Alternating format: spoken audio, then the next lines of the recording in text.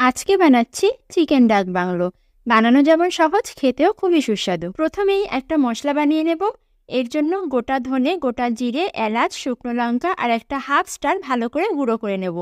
এরপরে এর সাথে আরও মিশিয়ে নেব নুন, হলুদ, লঙ্কার গুঁড়ো, কাশ্মীরি লঙ্কার গুঁড়ো, সর্ষের তেল আর টক দই। সব কিছু ভালো করে মিশিয়ে এর সাথে চিকেনটা ম্যারিনেট করে রেখে দেব মোটামুটি 30 মিনিটের জন্য। এরপরে দুটো সিদ্ধ ডিম আর একটা বড় সাইজের পেঁয়াজ গোল্ডেন ব্রাউন করে ভেজে তুলে রাখবো। এবারে ওই একই কড়াইতে ম্যারিনেট করা চিকেনটা দিয়ে ভালো করে কষিয়ে নেব।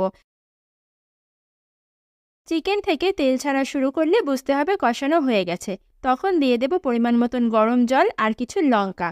ঢাকা দিয়ে 15 মিনিট হাই ফ্লেমে রান্না করব। 15 মিনিট পরে ঢাকনা তুলে ভেজে রাখা পেঁয়াজ আর ডিম দিয়ে গ্যাস অফ করে আরও কিছুক্ষণ ঢাকা দিয়ে রাখবো। তাহলেই তৈরি হয়ে যাবে মুখরোচক চিকেন ডাক।